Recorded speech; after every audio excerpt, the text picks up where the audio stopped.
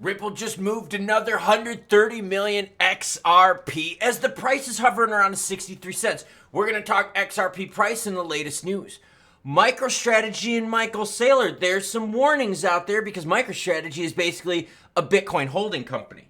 So if Bitcoin were to crash, wouldn't that pull Microstrategy down with it? Starting off with your comments, you matter most. Jeremy Touche starts off and says, Klaus, at first look, I thought you had a Bama hat on. As a diehard LSU fan, I thought I was about to have to start blasting you about being a Mets fan. That hat was almost as bad.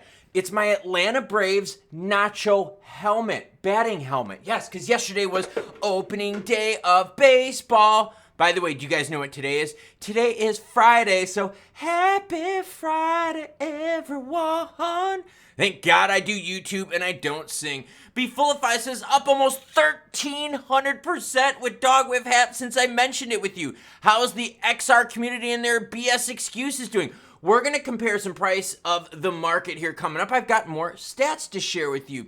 Rob says Sam Bankman not freed. Well done, Rob. Bitcoin sitting at 70,215, ETH 3549. Look at BNB. What did I say? I said BNB would hit like 500 before XRP even really moved. BNB is now at $620.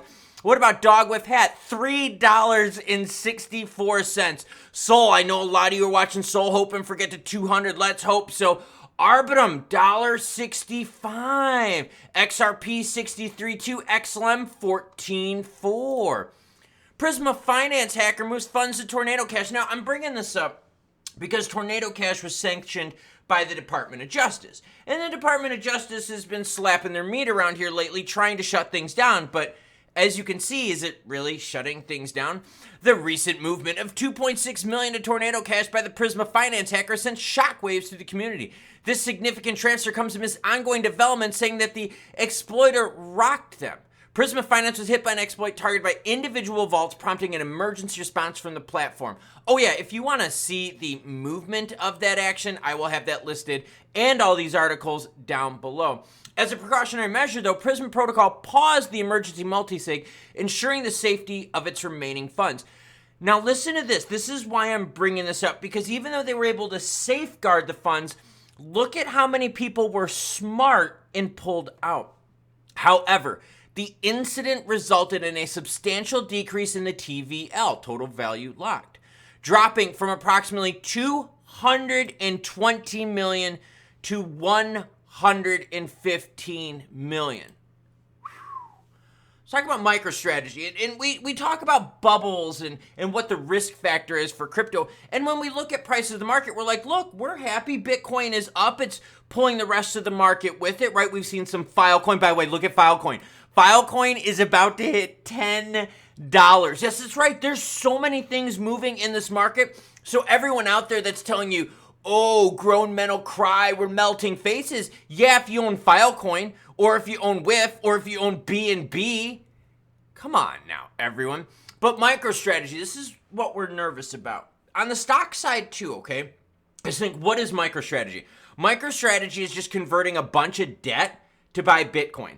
So they've got debt on one hand tied to fiat and Bitcoin on the other hand. Now, what happens if the Bitcoin price corrects, right? MicroStrategy stock is going to sink. Is that one of the black swan events that could start this thing going? Exceptionally high MicroStrategy share price is driven by debt finance BTC holding, and that's totally true. The whole deal behind MicroStrategy is holding Bitcoin. MicroStrategy's share price, which is mainly driven by its BTC holdings, is exceptionally high and unjustifiable. Investors have inflated MicroStrategy's premium as a result of their BTC holdings. The majority of BTC was bought through debt financing, equity-linked convertible notes, and ATM equity offerings. So they're not buying it with cash. They don't own it outright. There's debt tied to it. But now what we've seen, though, is MicroStrategy's price blow through the roof. And that's something that I think a lot of us here are like, whoa, whoa, whoa. What happens to that bubble? And we're also wondering what happens to the Bitcoin bubble. Now, let me share something with you really quick, and then we're going to get to some XRP and some Ripple news here. Okay, Bitcoin is only 5% from their all-time high. Ethereum, 28%. BNB, only 10%. Remember a while ago I said, yo, look at BNB, and people are like, oh, bro, you're stupid. Well, bro, BNB is only 10% away from their all-time high. Now look at XRP, 84% away from their all-time high. So out of the top 10 cryptos by market cap, XRP is the worst performing. Does that sound like melting faces? Does that sound like grown men will cry? Yeah, I mean, grown men will cry because you're watching everything else frickin' moon. In fact, if we scroll down more and more, the next thing that's close to XRP performance-wise is Polkadot, which is down 83%. Let's keep learning, everyone. Ripple moves 130 million XRP amid price struggles. Remember, I bring the news whether it's good or bad. I don't really think this is good news, but I got to share it with you. In the past few months, XRP has underperformed. We know this. Amid the turmoil, on-chain evidence shows Ripple moving large sums of XRP. Maybe getting ready to pay a fine, maybe getting ready to dump on retail, and all the bros and gals out there are like, "Sire, doth thou shitteth on me again?" Yeah, they're shitteth on you again. They're going to keep shitting it on you again. So let me share that whale tracker movement with you. Here you go. And as always, any article you've seen in this video will be linked in the description below. Let's keep learning. Ripple lawsuits could hurt XRP holders, an analyst suggests. Now, I wanted to bring this up because I totally believe with this. Okay, listen to this. According to a post by Gasparino, let me just share you the post on Twitter, okay? One thing the XRP chasers might want to consider. If Gensler considers ETH a security, the SEC will stop at nothing in getting into Torres's weird half-baked ruling overturned in the appellate division, and he has a good shot at doing so. And I'm bringing this part up here because we've already seen other judges out there say, no, we're not even going to respect the Torres ruling. No, we're going to say that this stuff is securities. In other words, you're probably not getting rich on XRP and might be getting poor depending on how this shakes out. Now, when you look at the top 10 of crypto, heck, when you look at the top 40, XRP is only up 1.45% in the last 90 days. Is there anything else that's that slow? Polygon, only 3%. Anyone else? 6.2% with Stellar, so like another poo-poo. Dude, that's the fear, man. The fear is lagging of performance. And when you look at the charts here, you're just like, okay, I mean, like, this is kind of cool, but it's, like, not really cool because it's not that juicy. This isn't grown men will cry. This isn't we're going to melt faces. And, in fact, XRP has been fairly range-bound here since the 20th of March. Now, next month, you're going to see Ripple's response to the SEC regarding the lawsuit. Remember, the SEC just asked for a $2 billion fine. Is the $2 billion going to stick? No, it's not. No, it's not. But remember, how do you start off negotiations? You ask for a whole bunch, knowing they're probably going to cut you in half right off the bat, and you work from there, right? So that's what the SEC was doing. But now you got Ripple moving tons of XRP.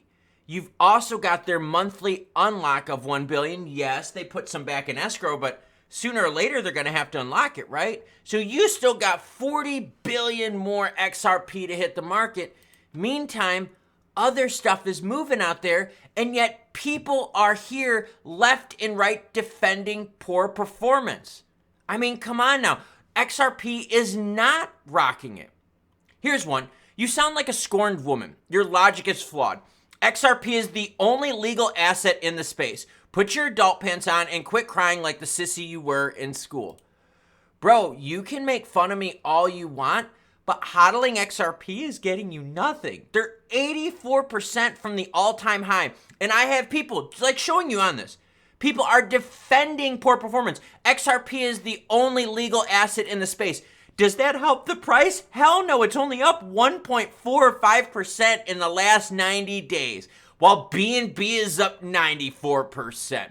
Doge is up 136, SHIB 193, Toncoin 105, Bitcoin Cash 129, ICP 76, Uniswap 72, 91% for Near Protocol. But bro, it's got Clarity. Does that matter? Do you pay your bills with Clarity, or do you pay your bills and build your investments with things that make you money? And that's what I really don't get about this whole thing. Why are people so hell-bent on defending piss-poor performance? I just don't get it. Now, I get all the excuses. Oh, bro, they got a lawsuit. Oh, SEC. Oh, Clarity, Judge Torres. Take all of that, put that into a box, and then let me show you the price. Let me show you the price compared to Bitcoin. Let me show you compared to BNB and ICP and SHIB and TON and all that stuff. And I'll say the clarity doesn't matter. The partnerships don't matter. Melting faces, not a chance in hell unless you're owning something else. So why are people defending poor performance? Is it because they're so deep in the red? Because they've been listening to influencers out there telling them, oh, you're gonna moon. Oh my God, we're gonna... Come on now. Defending poor performance is actually pretty pathetic. And in a world of finance, you should never be married to your investments. Just throwing it out there, right? If something ain't performing, do you keep it? I don't know. I was watching the White Sox yesterday. Home opener. Little bit of Yoan Moncada and Eloy Jimenez action. The White Sox suck. Management sucks. The players suck. I love the team, much like XRP. I like XRP. I like what XRP can do. But the performance isn't there. Now, am I defending the White Sox and coaches? Hell no. I'm like, dude, if you don't shape up, we're going to fire your ass. Get out of town. I want a winning team. See, I don't defend poor performance. I bring the news whether it's good or bad. So Eloy, my guy, turn things around this year or else we're going to start dumping you. And that's how it works in this world. Don't defend poor performance. Embrace good performance.